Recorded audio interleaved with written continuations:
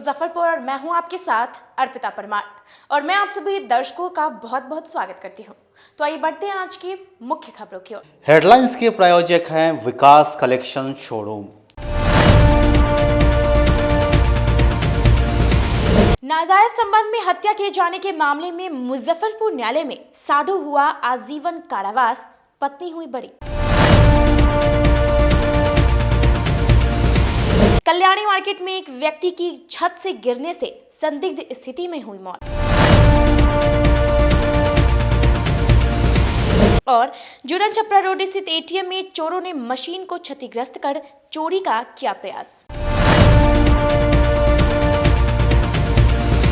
तो ये थी आज की मुख्य खबरें। अब खबरें विस्तार से। अवैध संबंध में हत्या किए जाने के मामले में एडीजे 12 ने मृतक के साधु को आजीवन कारावास की सजा सुनाई। 3 साल पहले हुई पत्नी के अवैध संबंध के कारण कारोबारी रविरंजन शाह की हत्या के मामले में एडीजे 12 के द्वारा बुधवार को मृतक के बड़े साधु को दोषी करार देते हुए आजीवन कारावास के साथ 5,000 रुपए का आर्थिक दंड सुनाया। मामले में सह अभियुक्त बनाए गए मृतक की पत्नी को साक्ष्य के अभाव में बरी कर दिया। सजा के बिंदु पर बुधवार को एडीजे 12 के कोर्ट में सुनवाई हुई। आपको बता दें कि मोतीपुर के बरियारपुर निवासी किराना दुकानदार रविरंजन शाह की हत्या पत्नी के अपने जीजा के साथ नाजायज संबंध के कारण 9 नवंबर 2018 को कर दी गई थी। हत्या का कोई सुराग नहीं मिलने पर पुलिस ने संदेह के आधार पर मृतक की पत्नी को हिरासत में लिया। उससे पूछताछ में साधु बालेंद्र शाह की नाजायज संबंध के कारण हुई हत्या की संलिप्तता सामने आई। साधु की निशानदेही पर ही रविरंजन का शव मिला था। जेल भेजने जाने के बाद दोनों कोर्ट में जमानत पर थे।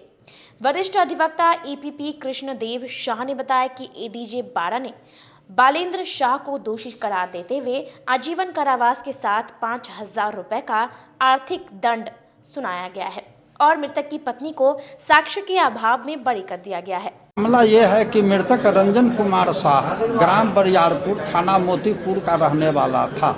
उसकी पत्नी सुशीला देवी के साथ अभियुक्त बालेंद्र शाह का नाजायज संबंध था, जिसका विरोध रंजन शाह करता था और अपने पत्नी से रंजन शाह को इसी बात के लिए बराबर झगड़ा होता रहता था।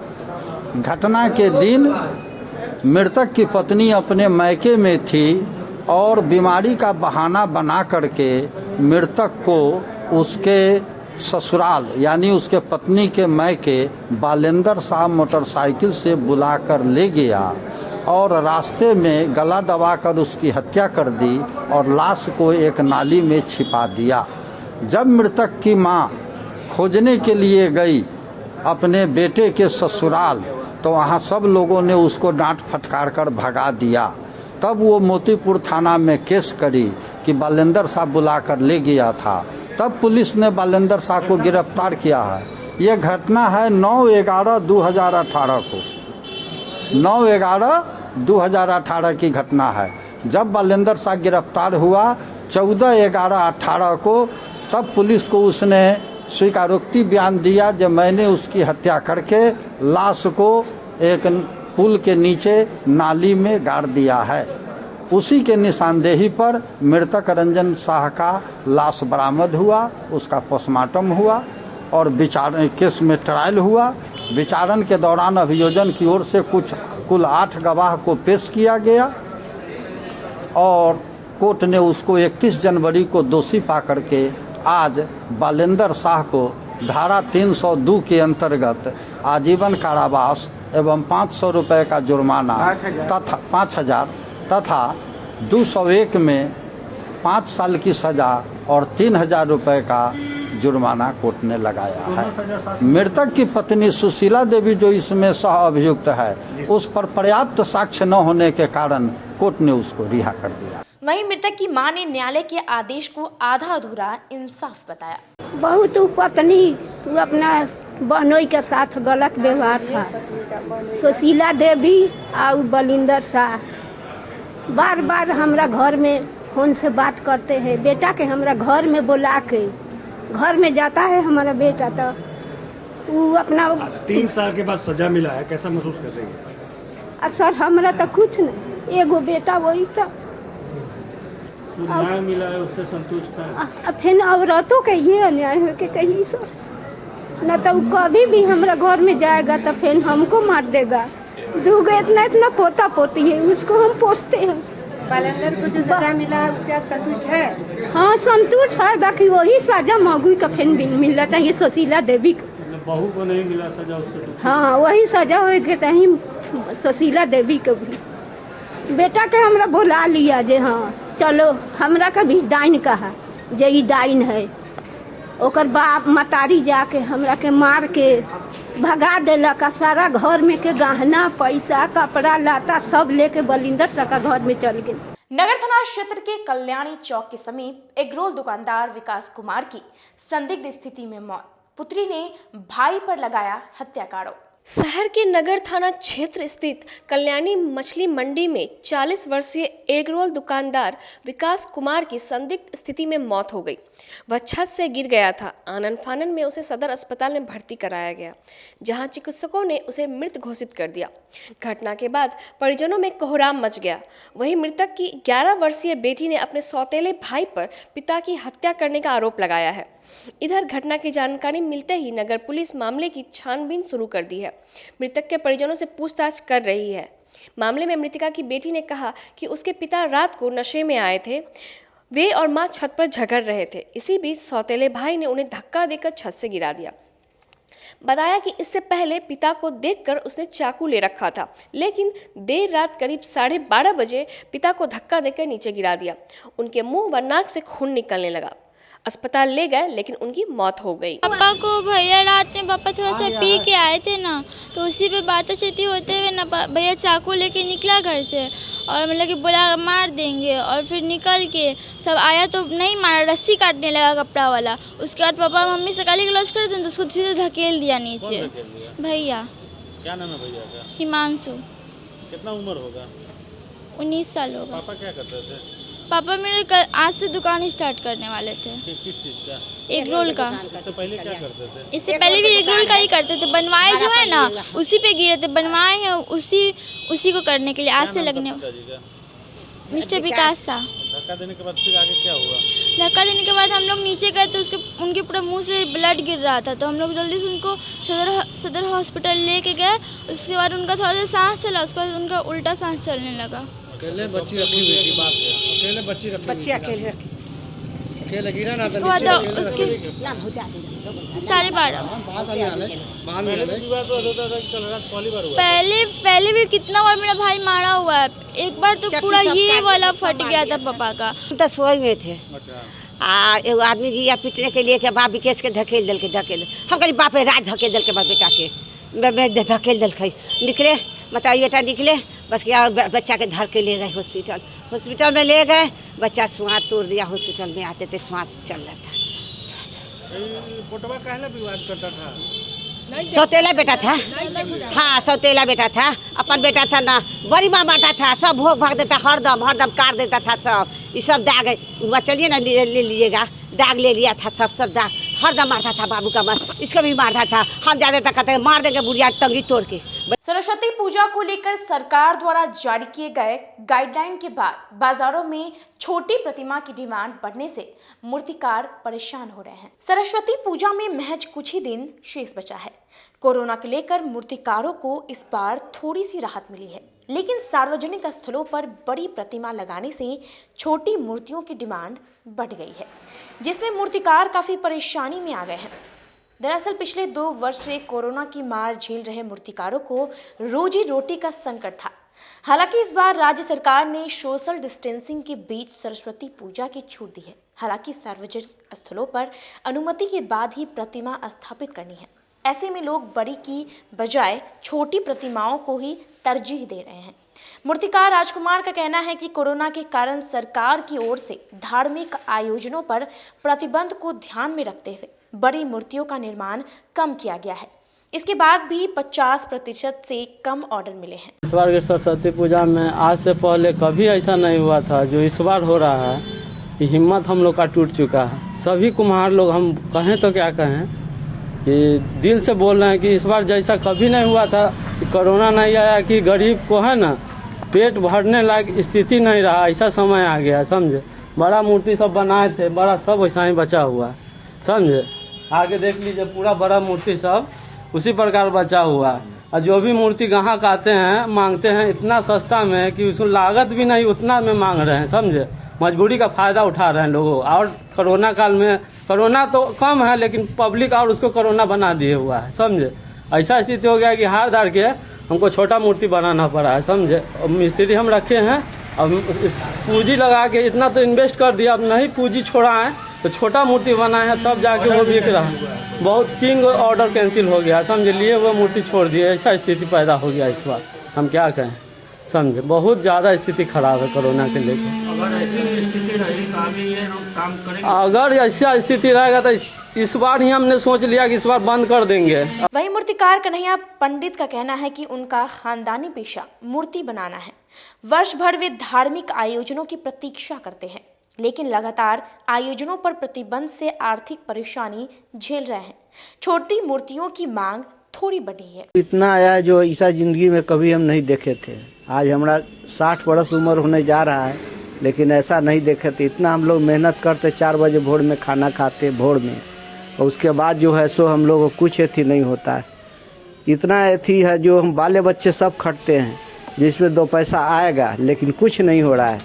लगन पाती में कुछ घड़ा उड़ा ही बिक जाता था, वो भी नहीं चल रहा है। शादी ब्याह भी बंद है।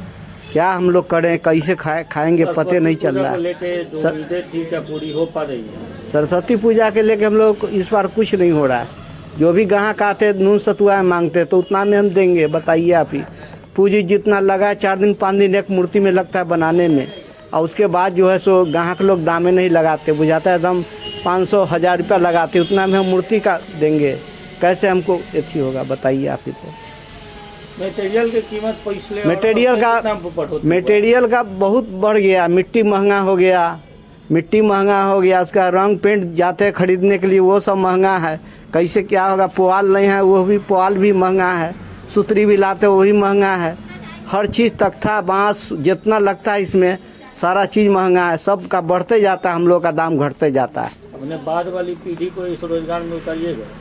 इस बार सोच रहे जो ये कारोबार अब छोड़ देंगे, अब समझे। काहे कि इसमें कोई लज्जित नहीं बुझा रहा है। इतना हम लोग मेहनत पहले करते थे, लेकिन ऐसा कभी नहीं हुआ था। कितने साल से ये रोजगार करते?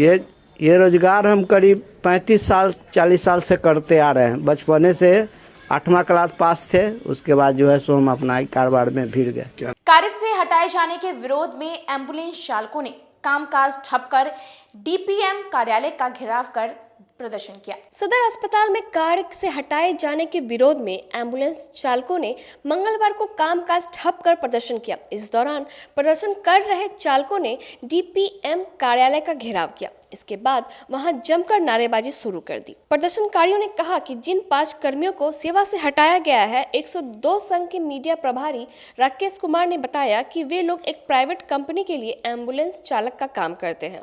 कुछ दिन पूर्व कंपनी के अधिकारियों ने बेबुनियाद आरोप लगाकर 5 कर्मियों को सेवा से हटा दिया। उनके द्वारा उन कर्मियों पर नेतागिरी और गुटबाजी करने का आरोप कर्मियों पर लगाया गया, जिसके बाद उन सभी को काम से हटा दिया गया।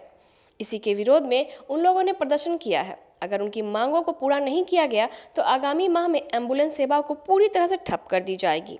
उन्होंने कहा कि जब तक उनकी मांगें नहीं मानी जाएंगी, सेवा से कर्मियों को वापस नहीं बुलाया जाएगा, तब तक वे लोग कल से काला बिल्ला लगाकर कार्य करेंगे। 9 सूत्री मांग है और इसके पहले 21 तारीख को भी हमने सूचित किया था सिविल सर्जन महोदय को, डीपीएम महोदय को, श्रम अधीक्षक महोदय को, लेकिन अभी तक हम लोगों का कोई सुनवाई नहीं किया जा रहा है।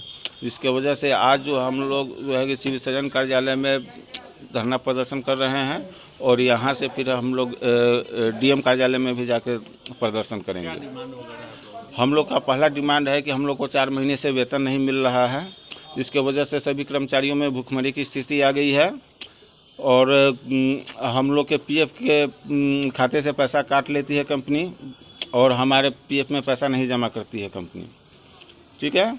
और हमारे कर्मचारियों को मनगढ़ंत कहानी लगाकर हटा भी देती है। जो कर्मचारी ऊंची आवाज़ उठाते हैं उस कर्मचारियों को कंपनी हटा देती है। डिमांड आपकी पूरी नहीं हो रही, आगे की रणनीति क्या होगी? आगे की रणनीति 7 फरवरी से हम लोग अनिश्चितकालीन हड़ताल पर बैठ जाएंगे। डॉक्टर सजय पंकज ने छोटूलाल ऐप के प्रचार रथ को हरी झंडी दिखाकर रवाना किया। शहर में लोगों को घर बैठे ही मनपसंद भोजन उपलब्ध हो जाए, इसके लिए छोटूलाल प्रचार रथ को बुधवार को विधिवत रवाना किया गया।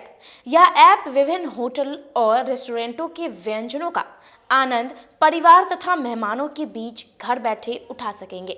इस ऐप में 200 से अधिक युवा हैं जो कि आपके ऑर्डर करते ही आपके घर तक व्यंजन लेके पहुंच जाएंगे। प्रचार रथ को डॉक्टर संजय पंकज ने हरी झंडी दिखाकर रवाना किया और कहा कि छोटूलाल की शुरुआत ऐतिहासिक शहर से शुरू की गई है, जो कि काफी स्वागत योग्य है।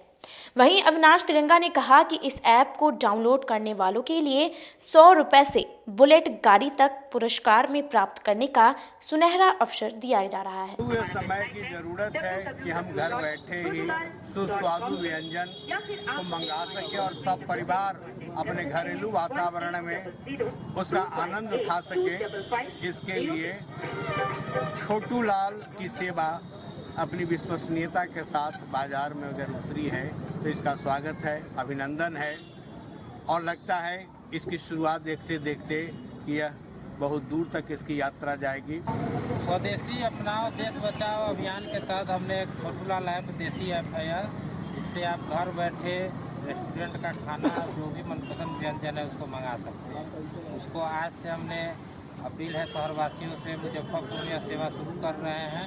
इसका ऐप अपने प्ले स्टोर से लोड करें और उसके बाद 5 फरवरी बसंत पंचमी के दिन से हमारे सेवा शुरू की जा रही है। हमारे डिलीवरी पार्टनर जो हैं आपके हर ऑर्डर को आपके घर तक पहुंचाएंगे और इसमें हमने एक ऑफ़र डाला है कि अगर आप हमारा ऐप डाउनलोड करते हैं तो आपको 100 रुपये से लेकर टीवी, फ्रिज, लैपटॉप सहित बुलेट मोटरसाइकिल तक मिल सकता है। एक बार हमसे जुड़े और इनाम का भी मौका पाए। साथ ही हमारे हर ऑर्डर पर आइसक्रीम फ्री है, हॉबी बेस आइसक्रीम हर ऑर्डर के साथ फ्री हमने दिया है, जो होली तक यह ऑफर है। शहर के कितना किलोमीटर तक आप लोग दे रहे हैं? 10 किलोमीटर एरिया में छोटूलाल की सेवा उपलब्ध होगी, हर व्यक्ति इसका लाभ उठा सकता है। मुजफ्फरपुर शहर में पहली बार आत्मनिर्भर बिहार के अंतर्गत एक ऐसा ऐप जिसके माध्यम से आप अपने मनपसंद खाना घर तक मंगा सकते हैं। तुम अपना हक छीन पाओ तो कोई बात बने, सर झुकाने से कुछ नहीं मिलता, सर उठाओ तो कोई बात बने। आज बिहार संवर रहा है, सज रहा है, उद्यमी आ रहे हैं, सरकार भी उद्यमी को बुला रहे हैं। उद्योग विभाग निरंतर अपने तमाम प्रतिनिधियों को, उद्योग से जुड़े हुए जो लोग हैं उसी के अंतर्गत उद्योग विभाग, भारत सरकार और बिहार सरकार का जो निमंत्रण मिला उसमें ये कंपनी छोटूलाल बिहार के लिए मील का पत्थर साबित होगा और मुजफ्फरपुर शहर में पहली बार इसकी शुरुआत हो रही है। आप अपने मनपसंद खाना हमारे जो पार्टनर हैं आपके घर तक पहुंचाएंगे, शुद्ध पहुंचाएंगे। आपके मनपसंद रेस्टोरेंट से मुजफ्फरपुर के तमाम बड़े ब्रांड, बड़े होटल छोटूलाल कंपनी के साथ, हमारी कंपनी के साथ जुड़ चुके हैं। आप आएँ और अभी अपने मोबाइल ऐप पर जाएं, प्ले स्टोर पर जाएं, डाउनलोड करें और ऑफर का लाभ उठाएं। स्वर्गीय ललित नारायण मिश्रा की 99वीं जयंती पर ललित नारायण मिश्रा कॉलेज में शिक्षकों ने ललित नारायण की प्रतिमा पर माल्यार्पण किया। एलन मिश्रा कॉलेज परिसर में स्वर्गीय ललित नारायण की 99वीं जयंती सह वार्षिक उत्सव का आयोजन किया गया। इस अवसर पर महाविद्यालय के सभी शिक्षक, शिक्षेतर कर्मचारियों ने ललित बाबू की प्रतिमा पर माल्यार्पण किया।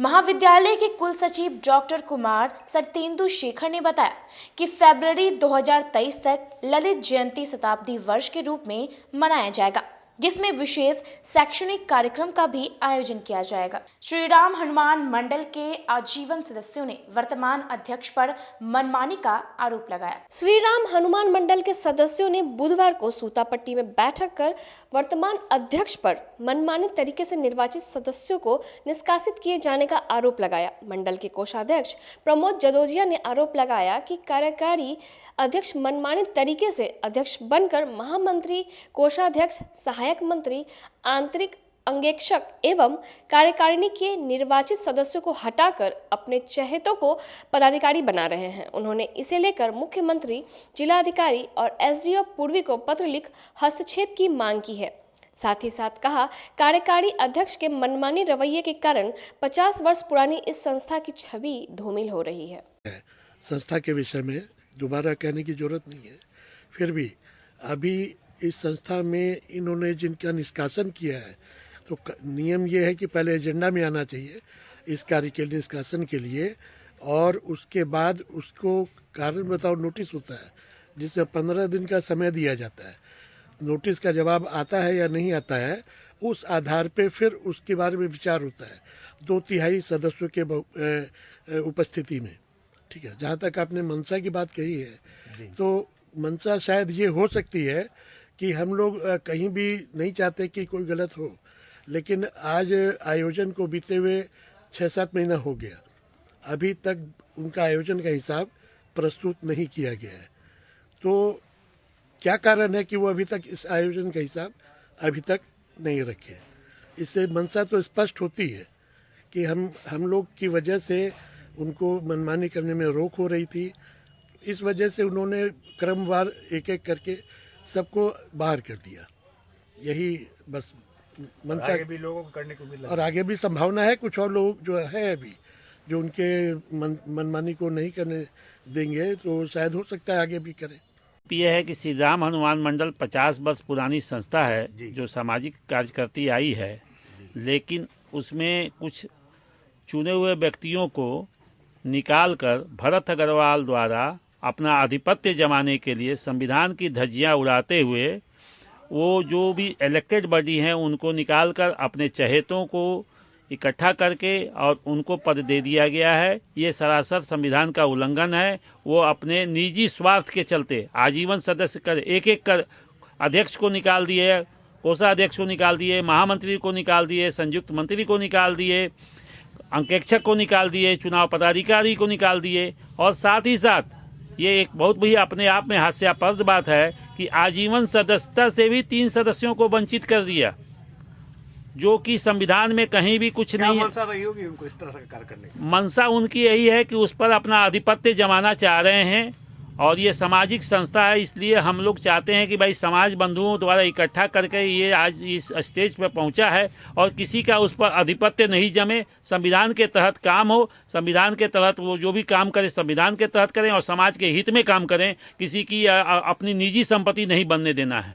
क्या किए इसको लेकर, कहीं आगे की शिकायत वगैरह कहीं कुछ किए? हम लोगों ने जिलाधिकारी मुजफ्फरपुर, एसडीओ पूर्वी और मुख्यमंत्री बिहार सरकार को भी पत्र दिया है, और जहां तक मेरी जानकारी है कि एसडीओ द्वारा उनके से एक स्पष्टीकरण मांगा गया है। उसके आगे की क्या कार्रवाई हुई है मेरे को नहीं मालूम है। आपके साथ कितने सदस्य हैं? हम लोग 21 निर्वाचित सदस्य होते हैं जिससे कार्यकारिणी का गठन होता है आम सभा द्वारा, उसमें 14 सदस्य हमारे साथ हैं। अब रुकते हैं यहाँ एक छोटे से ब्रेक करने के लिए, बने रहिए हमारे साथ, देखते रहिए सिटी न्यूज़ मुजफ्फरपुर। Okay.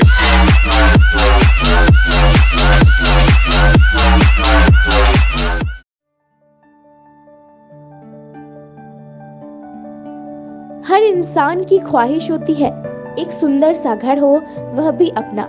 इन सपनों को पूरा करने के लिए मुजफ्फरपुर में आ गया है Devanshi builder and developers OPC private limited. यह कंपनी आपको ऐसा टाउनशिप प्रोवाइड कर रही है जो कि सारी सुविधाओं से सुसज्जित होंगी। Gated society, park, worship place, covered drainage, electricity और ब्लैक कारपेट रोड की सुविधा भी दी जा रही है। तो अपने घर के सपनों को पूरा करने के लिए हमसे जरूर संपर्क करें। हमारा पता है आरके हाउस, NH 77, मलंग स्थान मंदिर के पीछे, पटना रोड, अतिथि होटल के निकट, मुजफ्फरपुर। हमारा कॉन्टैक्ट नंबर है 9031800212 और 9031800213। This is our company Devanshi Builders and I am the business development manager of this company. हमारी कंपनी नोएडा की बेस्ड कंपनी है जो कि यहाँ पे मुजफ्फरपुर लोकेशन में first mega township project run कर रही है, जिसमें कि आपको डिफरेंट फैसिलिटीज़ प्रोवाइड की जा रही है। gated society, park, temple, pitch road, along with that park and temple. ये सारी फैसिलिटीज़ आपको प्रोवाइड की जाएंगी हमारे प्लॉट पे इन द।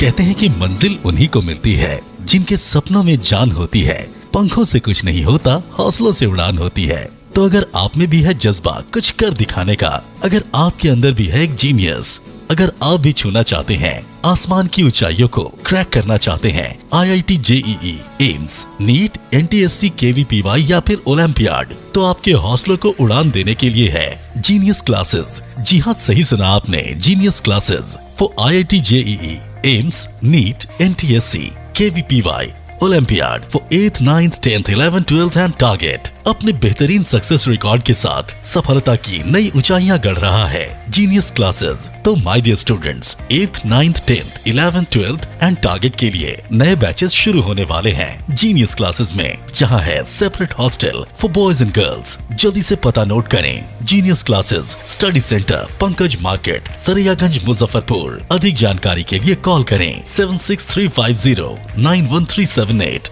या फिर 7635091387 या फिर आप कॉल कर सकते हैं 7635091396 या 9006911690 पर या फिर 9128482268। Genius Classes.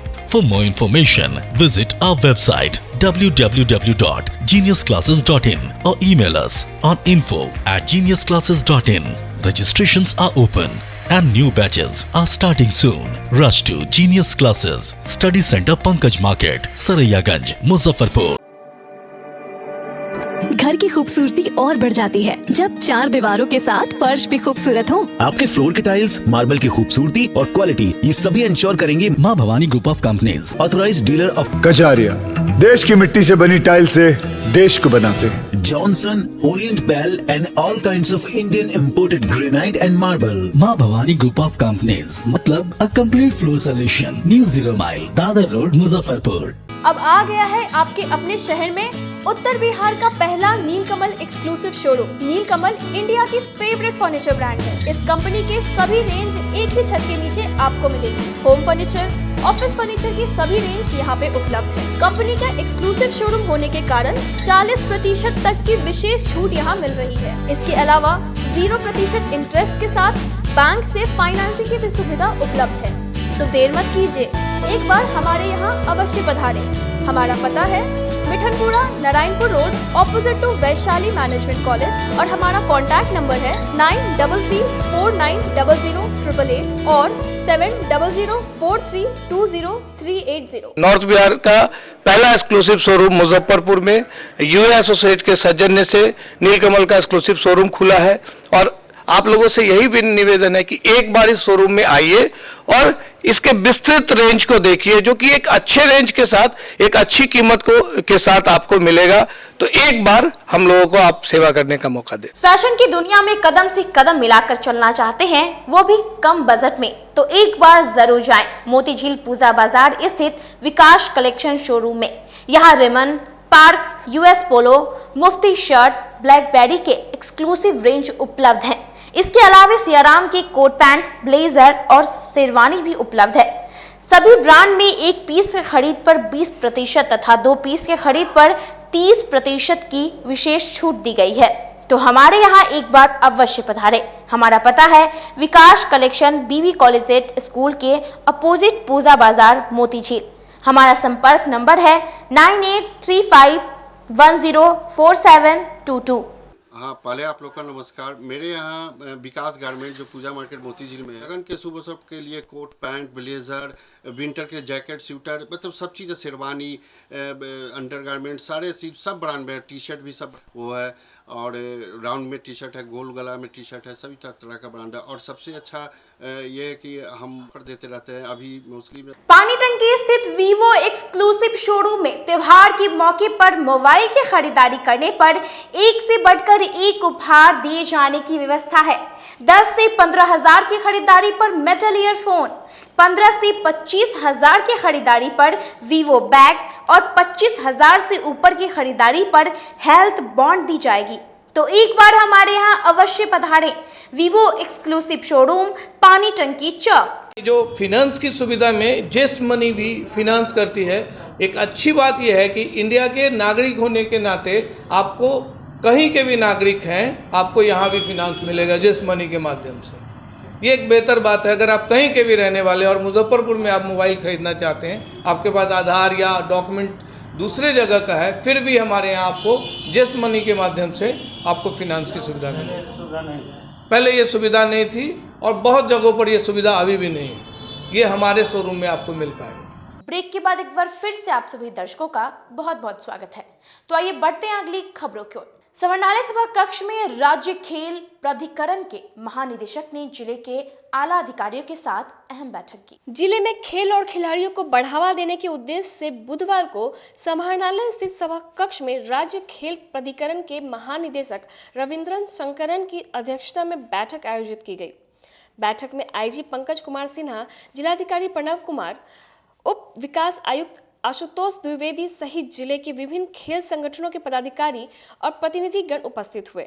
बैठक में महानिदेशक ने बताया कि आगे आने वाले 2-3 वर्षों में खेल को आंदोलन का रूप दिया जाना है। इस दिशा में विभाग के स्तर से सकारात्मक पहल की जा रही है ताकि छुपी हुई प्रतिभाओं को तराशा जा सके। साथ ही खेलकूद के क्षेत्र में बिहार को एक नई पहचान मिल सके। जिले में 19 वर्ष से कम आयु वर्ग के प्रतिभाशाली खिलाड़ियों के लिए विभिन्न खेल से संबंधित आधारभूत सुविधाएं उपलब्ध कराने के लिए आहूत समीक्षात्मक बैठक में महानिदेशक ने बताया कि राज्य सरकार राज्य में विभिन्न खेलों के आधारभूत संरचनाओं को तेजी से विकसित करते हुए प्रतिभाशाली खिलाड़ियों को अनुकूल बढ़ावा देना चाहती है। इस योजना के तहत सर्वप्रथम प्रखंड स्तर पर प्रतियोगिताएं आयोजित होंगी। पुनः जिला स्तर पर प्रतियोगिताओं का आयोजन किया जाएगा।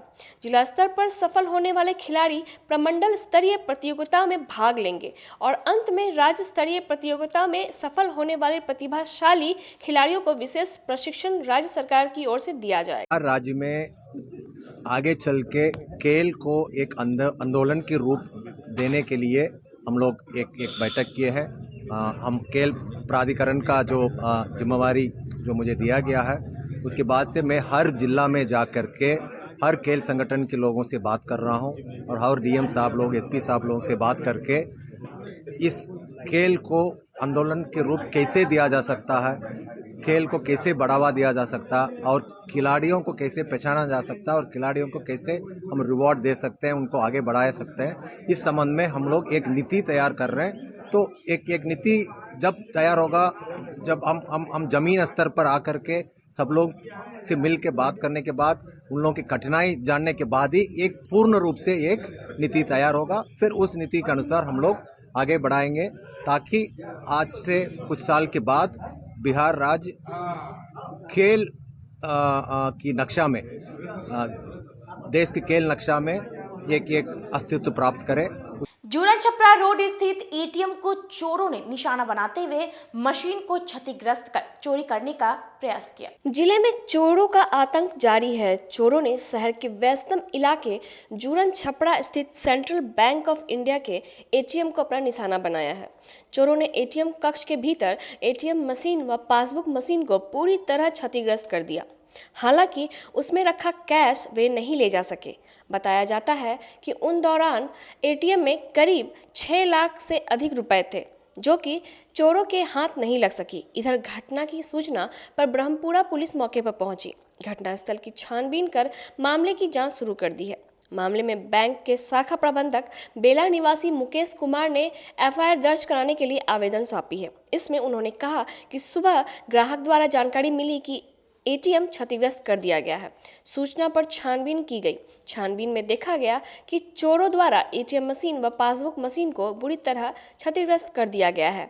उसमें रखा कैश का मिलान किया गया तो मिलान करने पर 6,73,000 रुपये सही पाया गया। उक्त रुपये को स्ट्रांग रूम में डाल दिया गया है। वो हम लोगों को इन्फॉर्मेशन दिया गया एक कस्टमर से कि आपके एटीएम में कुछ टूटा हुआ लग रहा है। फिर हम लोग थाना को खबर किए, सारे स्टाफ को खबर किए, हम लोग भी आए। फिर तब तक थाना वाले देख ही रहे थे। फिर मतलब तोड़फोड़ किए हुए था पूरा वो। फिर हम लोग उसके बाद कैश चेक किए सबके सामने। कैश सुरक्षित था मेरा। सिर्फ सारा जितना नुकसान तोड़ने फोड़ने में किया है, और एक पासबुक प्रिंटर मशीन भी अंदर रहता है उसको भी पूरा तोड़ दिया था। कितना कैश बच गया? कैश लगभग 6,50,000 अप्रोक्स। टोटल 673 था इसमें लिखे हुए हैं। देखने से कैसा प्रतीत होता है? देखने से प्रतीत होता था कि पूरा कैबिनेट ऊपर जो रहता है सारा वो तोड़ दिया था, नीचे का फ्रंट ढक्कन तोड़ दिया था, लेकिन उस वोल्ट को नहीं तोड़ पाया जिसमें कैश रहता है। लेकिन निशान उस पर ड्रिल का लग रहा था, कुछ किया है प्रयास ये। सीसीटीवी लगा हुआ है, वो उसमें कुछ दिखा है? अभी कुछ नहीं दिखा है उसमें। अच्छा, सीसीटीवी यहीं से संचालित? सीसीटीवी संचालित मेरा सेंट्रल ऑफिस से होता है, एटीएम का जो है उसका फुटेज अभी नहीं मिला है। सर्विलांस पर रहता है, जो खराब था सर्विलांस 3-4 दिन से हो। इधर बरमपुरा पुलिस का कहना है कि मामले की छानबीन शुरू कर दी गई है, सीसीटीवी फुटेज खंगाला जा रहा है। आज सुबह 9:24 में शाखा प्रबंधक महोदय के द्वारा हमको सूचना दी गई कि एटीएम मशीन को तोड़ दिया गया है, और तत्काल मैंने प्राथमिक स्तर को सूचना दी और प्रशिक्षु पुलिस अवर निरीक्षक पप्पू कुमार यहाँ पर मौका से घटनास्थल पहुँचे। तत्पश्चात मैं भी यहाँ पहुँचा और मैंने स्थल का निरीक्षण किया, तो मैंने पाया कि एटीएम मशीन का ऊपर का हिस्सा टूटा हुआ है, लेकिन नीचे का मशीन जो था वह सुरक्षित था। तब फिर पूरे ब्रांच मैनेजर के पदाधिकारी के समक्ष उसको खुलवाया गया, जिसमें कैश पूरा सुरक्षित था। फिर कैश की गिनती करवाई गई और कैश का मिलान करने के बाद पाया गया कि कैश पूरी तरह सही है, कैश का चोरी नहीं हुई है। कितना कैश था उसमें एटीएम में? उसमें एटीएम में 6,73,000 कैश पाया गया। जो बच गया पूरी तरह से। क्या कार्रवाई करे? सीसीटीवी वगैरह लगा हुआ है अंदर? सीसीटीवी फुटेज लगा हुआ है, लेकिन शायद उसमें सर्विलांस का अपना सिस्टम जो है वो ठीक से काम नहीं कर रहा है। वहाँ से पता करवाया गया तो पता चला कि अभी वो ठीक से काम नहीं कर पा रहा है। लेकिन इस मशीन में लगा हुआ स्टील फुट क्या कहते हैं कैमरा है, उसमें मिलने की संभावना है, जिसको मंगवाया जा रहा है। वहाँ जिसका मेन ब्रांच जो है चेन्नई में है, वहाँ से आते ही इस पर आगे कार्रवाई की जाएगी। All India unemployed youth struggle committee के सदस्यों ने आरआरबी और एनटीपीसी परीक्षा के विरोध में प्रतिवाद मार्च निकाला। आरबीबीएम एनटीपीसी ग्रुप डी भर्ती प्रक्रिया में गड़बड़ी का विरोध कर रहे छात्रों पर पुलिसिया दमन के खिलाफ AIUYSC all India unemployed youth struggle committee के बैनर तले आज 2 फरवरी 2022 को अखिल भारतीय प्रतिवाद दिवस मनाया गया। आरआरबी के एनटीपीसी भर्ती प्रक्रिया में गड़बड़ी अविलंब दूर करो, निर्दोष एवं लाचार आंदोलनकारी छात्रों पर अनुचित पुलिस कार्रवाई के दोषियों को सजा दो, ग्रुप डी भर्ती 2019 में सेंट्रल अप्लाइमेंट नोटिफिकेशन में घोषित एकल परीक्षा लागू करो, रेलवे भर्ती कैलेंडर जारी करो, रेलवे के निजीकरण पर रोक लगाओ, छात्र आंदोलन पर पुलिसिया दमन बंद करो। आंदोलनकारियों पर तमाम दर्ज मुकदमे वापस लिया जाए, रेलवे भर्ती का कैलेंडर जारी किया जाए, ग्रुप डी में एक परीक्षा के पुराने नोटिफिकेशन पर परीक्षा की तिथि घोषित किया जाए, रेलवे के निजीकरण पर रोक लगाई जाए और छात्र आंदोलन पर पुलिसिया दमन पर रोक लगाई जाए। ये हमारा छात्रों के द्वारा यह हमारा 10 सूत्री डिमांड है। हम रेल मिनिस्टर केंद्रीय रेल मंत्री के नाम से हम रेलवे भर्ती बोर्ड मुजफ्फरपुर अध्यक्ष के माध्यम से हम भारतीय केंद्रीय रेल मंत्री को हम ज्ञापन सौंपने आए हैं।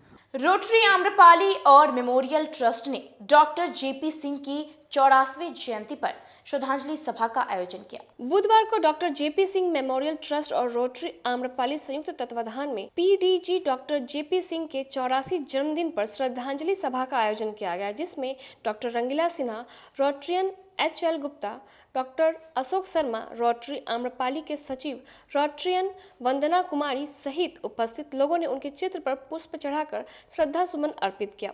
साथ ही उनकी याद में साक्षरता कार्यक्रम का शुरुआत किया गया, जिसमें किसी भी उम्र के निरक्षर लोगों को साक्षर किया जाएगा। इस पर ये साक्षरता अभियान का शुरू किया है मैंने, जिसमें अक्षर ज्ञान से पहले शुरू करते हैं और अपने डोमेस्टिक सर्वेंट, अपने नर्सिंग होम के जो निरक्षर स्टाफ लोग हैं उनको मैं उन्हीं लोगों से शुरू किया है। और मेरे यहाँ जो पेशेंट लोग आती हैं वो जो नहीं पढ़ी लिखी हैं उनको भी जितना हो सकता है अक्षर ज्ञान कराएंगे और लोगों को देख के उनको एक तरह से इंटरेस्ट जगेगा, जागरूकता होगी कि पढ़ना भी कोई चीज़ है। बच्चे सब हल्ला करते रहते हैं, घूमते रहते हैं, वो लोग भी आकर के बैठेंगे, देखेंगे। शुरू से अगर मन हो जाए कि हाँ देखिए इतने लोग पढ़ रहे हैं हमको ही पढ़ना चाहिए। तो आगे जाके अभी हम एक दिन में उनको नहीं पढ़ा सकते हैं, लेकिन एक तरह का जागरूकता उनके मन में पैदा करना चाहते हैं। पढ़ाई भी कोई चीज़ है जो बहुत जरूरी है, हमको पढ़ना चाहिए। इसी उद्देश्य से मैंने ये शुरू किया है, एक टीचर रखा है और देखते हैं, सबको पढ़ाते हैं। देखिए अब आप लोग के सहयोग से कितना इसमें उनको सफलता मिलती है।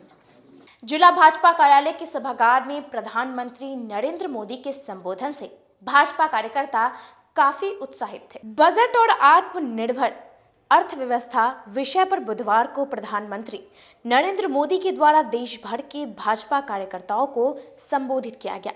इसी कड़ी में जोरन छपरा स्थित जिला भाजपा कार्यालय के सभागार में भाजपा कार्यकर्ता काफी उत्साहित दिखे। कार्यकर्ताओं के लिए पीएम के संबोधन को लाइव देखने की व्यवस्था की गई थी।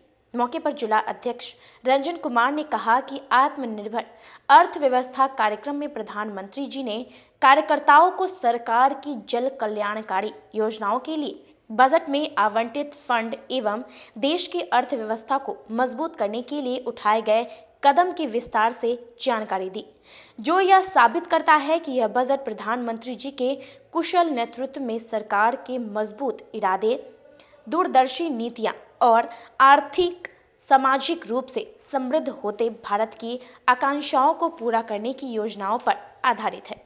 उन्होंने देश भर से जुड़े सभी पार्टी कार्यकर्ता का अभिनंदन भी किया। निश्चित तौर पर बजट 2022 देश को आधुनिकता की तरफ ले जाएगा। आज कल सदन में बजट पेश किया गया था। आज देश के यशस्वी प्रधानमंत्री माननीय नरेंद्र मोदी जी आत्मनिर्भर अर्थव्यवस्था पर पूरे भारतवर्ष के भारतीय जनता पार्टी के कार्यकर्ताओं को वर्चुअली संबोधित करके उन्होंने ये बताया है कि इस बजट में क्या है। सही माने में ये बजट जो है भारत को आत्मनिर्भर भारत बनाने वाला बजट है।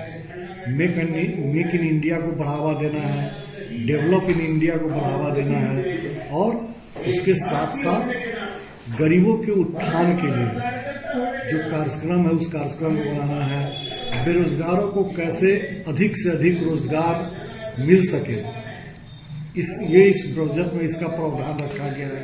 कुल मिलाकर के बेरोजगारी दूर करने के लिए, गरीबी खत्म करने के लिए और देश के अर्थव्यवस्था को आत्मनिर्भर बनाने के लिए ये बजट पेश किया गया है और बहुत ही सराहनीय बजट है। इससे देश का विकास होगा। कल से ही यानी विपक्ष के जो पार्टी है हमलावर है इस बजट को लेकर से बिहार के लिए कुछ इस पर खास विस्तार, जो बिहार के जो विशेष राज्य की दर्जा मिलने वाली थी, नीतीश कुमार हो या उपेंद्र कुशवाहा हो या जीतन राम मांझी, तरह तरह के बयानबाजी कल से ही शुरू हो गई है। ये पूरे देश का बजट है और देश में ही बिहार आता है, तो देश का विकास होगा तो निश्चित तौर पर बिहार का भी विकास होगा। और जहां विशेष राज्य की मांग की बात है, इस बजट में विशेष राज्य की मांग को नहीं पूरा किया जाता है, वो एक अलग मुद्दा है।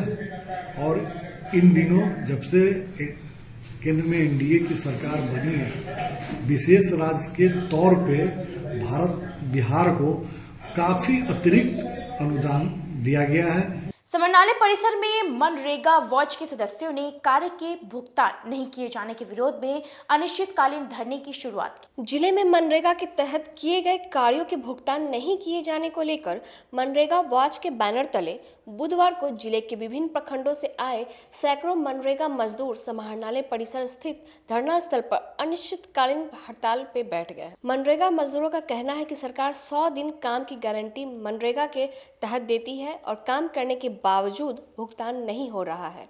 इसे लेकर बार बार आला अधिकारियों के पास गुहार लगाने के बावजूद किसी प्रकार की कार्रवाई नहीं होने से नाराज होकर वह लोग आज से अनिश्चितकालीन धरना शुरू कर रहे हैं। वहीं मनरेगा वॉच के सदस्य संजय सहनी का कहना है कि अधिकारियों की मनमानी के कारण मनरेगा मजदूरों को 100 दिन की रोजगार गारंटी के बावजूद ना तो काम मिल पा रहा है और ना ही किए गए काम का भुगतान हो रहा है, जिसके कारण मजबूरन आज से अनिश्चितकालीन धरना शुरू किया गया है। जब तक भुगतान नहीं होगा तब तक यह धरना जारी रहेगा। मनरेगा के तहत 100 दिन की गारंटी दी जाती है हर साल मजदूरों को, लेकिन यहाँ पे काम मिलता ही नहीं है। लगातार हम लोग काम मांग कर रहे हैं मजदूरों को गाँव-गाँव में, फिर भी काम नहीं दे रही है सरकार। तो अंत में आज से हम लोग अनिश्चितकालीन धरना पे बैठ गए यहाँ, और जब तक मजदूरों को गांव में काम नहीं मिल जाता है तब तक यहाँ से हम लोग नहीं उठेंगे। मनरेगा के तहत क्या नियम थे, क्या शर्तें थी? मनरेगा के तहत जो प्रावधान है 100 दिन काम देने की गारंटी है सरकार की तरफ से, मजदूरों का अधिकार है ये, लेकिन काम मिल नहीं रहा है गाँव में और बेरोजगार है लोग। गांव में बहुत बुरा स्थिति है, गरीबी बहुत हो चुका है, फिर भी काम नहीं दे रहे सरकार, तो अंत में यहाँ धरना पे बैठना पड़ रहा है। और जब तक काम नहीं मिलेगा आज से यहाँ पे धरना चलता रहेगा और जब तक यहाँ से नहीं उठ के जाएंगे। दिन भी काम नहीं मिला या फिर इस साल में काम नहीं मिला है और ये साल खत्म होने वाली है, 2 महीने में ये साल खत्म हो जाएगी, तो इस साल का काम कब मिलेगा? फिर जब नया साल आएगा तो इस साल का तो काम मिल ही नहीं सकता, तो फिर कब मिलेगा? इसलिए हम लोग यहाँ पे आ गए हैं। कहाँ से लोग आए? यहाँ पे गायघाट से है, बंदरा से है, मुरौल ब्लॉक से है, मुसहरी से है, कुडनी से है, सकरा से है, औराई से है, कटरा से, अलग अलग ब्लॉक के जिला के सभी ब्लॉक से यहाँ मजदूर पहुँच चुके हैं। अनिश्चितकाल धरना पे आप लोग जी बैठते बिल्कुल हैं? अनिश्चितकालीन धरना है। जब तक मजदूरों को गांव में काम नहीं मिल जाएगा तब तक यहाँ से हम नहीं हटेंगे। इतनी ठंड बढ़ चुकी है, इसमें कैसे आप लोग का रहना चाहिए? हम लोग अपने घर से थोड़े बहुत जो पुआल है धान का वो इकट्ठा किए हैं, थोड़े बहुत चावल इकट्ठा किए हैं, घर से चूल्हा आया है, बर्तन आया है, और यहाँ पे बैठेंगे, यहीं पे बनाएंगे, यहीं खाएंगे और यहीं सब लोग सोएंगे जब तक मांग पूरी नहीं होगी। बिल्कुल अड़े रहेंगे और काम मिल जाएगा और पुराने काम का पैसा मिल जाएगा, तब यहाँ से हम लोग पुराने कामों का भी पैसा बकाया। 1 साल से मजदूरों को पैसा नहीं दिया जा रहा है, तो मजदूर काम करते हैं तो खाएंगे क्या? पैसा ही नहीं मिलेगा तो वो बच्चों को क्या पढ़ाएंगे? इतने हैं जो 100 दिन का काम मांग रहे हैं, 100 दिन में काम मांगने के लिए 100 दिन दौड़ना पड़ता है, तभी भी वहाँ पर काम नहीं मिल रहा है। वहाँ पर बोल रहे हैं काम के बारे में, जो कल आइए परसों आइए, वहाँ पर जाता है मजदूर अपना भाड़ा किराया लगा के, मगर तभी भी उनको काम नहीं मिल रहा है। भाड़ा किराया लगा के जाते हैं, हाँ खर्च हो जाता है, खर्च हो जाते हैं, फिर भी काम नहीं दे रहा है। बकाया पैसा भी बाकी है, वो भी नहीं दे रहा है। पूर्व में पहले से ही पैसा बाकी है? पहला के बाकी है, 3 साल हो गया है, 3 साल के काम किया है, वो भी पैसा कितना पैसा बाकी है? 5 गो बाकी क्या साइड का बाकी है, नहीं दिया। नहीं दिया। मांगते तो क्या कहता है, क्या मांग रहे तो बोल रहे हैं कि से खाता लाइए, खाता देता है तो कहते ये खाता नहीं चलने। कितना साल हो गया? 3 साल हो गया। 3 साल से अभी तक नहीं मिला? अभी तक नहीं बाकी मिला है। काम 1 दिन भी नहीं मिलता आप लोगों को? काम ये 100 दिन का काम, एक काम जो है ये साल में 1 दिन का काम बंदरा ब्लॉक में नहीं मिला है, गायघाट ब्लॉक में मिलबो किया है, और ब्लॉक मजदूर को मिला है। आज के लिए बस इतना ही। कल फिर हाजिर होंगे कुछ नई खबरों के साथ। तब तक के लिए मुझे और मेरी पूरी न्यूज़ टीम को दीजिए इजाजत। नमस्कार।